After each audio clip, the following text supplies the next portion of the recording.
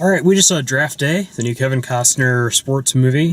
The way this show works, we give our quick impressions first, kind of whether we liked it or not, and who we think would probably enjoy the movie or not. And then we kind of dig into more specifics if we need to. So Draft Day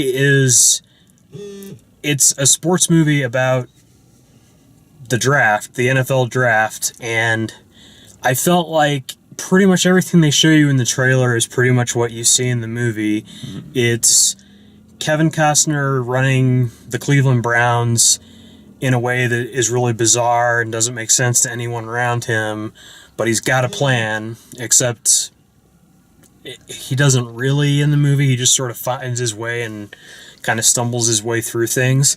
I found the movie to be really boring because of that. There weren't really any... There wasn't a lot of comedy. If there was any comedy at all, it was kind of weak. Even with Denis Leary in the cast, it just felt really flat and dull. As far as like who would like the movie, I mean, it's a pretty unoffensive sports movie that you could watch, watch with your friends, watch with your parents kind of things. There's some foul language in it, but not like a whole lot of it. It's just sort of there.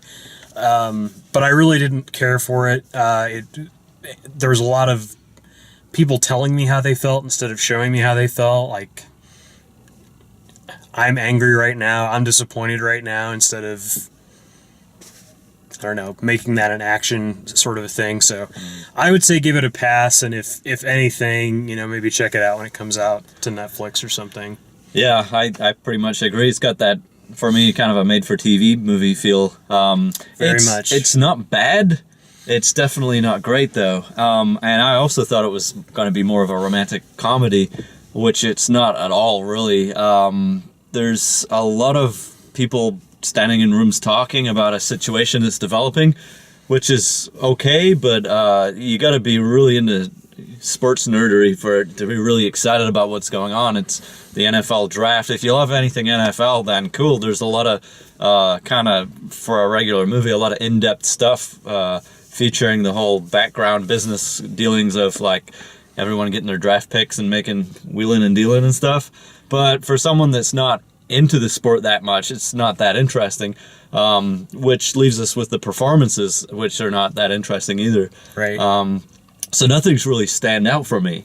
Yeah. That's my main takeaway. Yeah, and it's not a movie like Moneyball, which, I mean, Moneyball's a movie that you can watch that you don't need to know anything about baseball. There's still something interesting happening there. It's an interesting story. The performances were much better in that movie. Everything about that movie is better than this. So that's kind of our quick analysis. To get into a little bit more depth, you mentioned that you thought it might be a romantic comedy going in, and there's a romantic connection between Kevin Costner's character and Jennifer Garner's character that is really just... It's this peripheral thing. One of the things that's kind of strange about the movie is that it's literally draft day. It just is the scope of draft day. They have like a couple of hours before it and a couple hours after it. So it's maybe like a 20-hour period of time that they show in the movie. Yeah. And in that period of time, a whole bunch of stuff is weighing on his mind, like personal. He finds out that he's going to be a dad. He finds out that, or his own father has recently died. The week before, like the week before all of this is going down. His mom shows up and wants to scatter the ashes that day. So yeah, it's just it's a really bizarre, like, everyone's putting pressure on him, and he's rightfully saying, "Don't put pressure on me. I've got enough to do today," and none of it you really feel through Costner's performance. Like, he just kind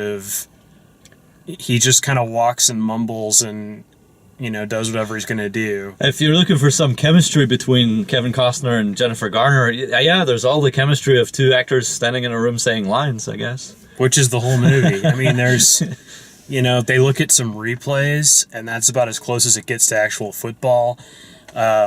there's really super overexcited fans for like every aspect of what's going on in draft day, which I can't. I mean, I'm not the biggest football fan, but I can't believe that any of that's realistic at all. Right. Like, that people are storming the Seahawks managerial office like 15 minutes after somebody makes a decision about something. So I don't know. Like I said, there's nothing offensive about it. Like, I didn't feel like it was talking down to me. I just felt like it really didn't have much to say. And I don't know who this movie will really satisfy, if anybody. If it's... You've got to be a Costner fan and you got to like football, NFL. And even then, I don't know if it's really going to be a great... Like, I don't know why you would see this movie and not something else at the theater. It reminded me of old school, like, leading man movies where, like, everyone else is just subservient to Kevin Costner's character and what he's gone through. And I wish that they would have had more to play. Everyone is second string to him in that. The coach is kind of bound to what he wants, and then his own girl in that is, it's classic leading man, and she's got not much to do except, you're the guy going through your thing. But it has this weird... it doesn't feel interesting enough for that. Right, it's this weird vibe of, like he doesn't start the day with a drug addiction. Like, he starts the day with some fairly important things, like baggage that he's working out and figuring out. And anytime that gets, like, too tense or upsetting to him, he just basically tells the other person, like, I can't deal with this today. Yeah. And with Jennifer Garner's character, she's just sort of like, yeah, okay, that's fine. You know, like, I'll be here tomorrow. You know, it's like, not like I care what happens by the end of the movie. Yeah. And his mom's character, like, she's obviously grieving and stuff too, so it's like a little bit more forgivable that she's, like, not, you know, backing off of him or anything. But she was the only one that I felt like gave a real... Like, her performance felt realistic to me. Like, Ellen Burstyn, who plays Kevin Costner's mom, does a really good job in the movie.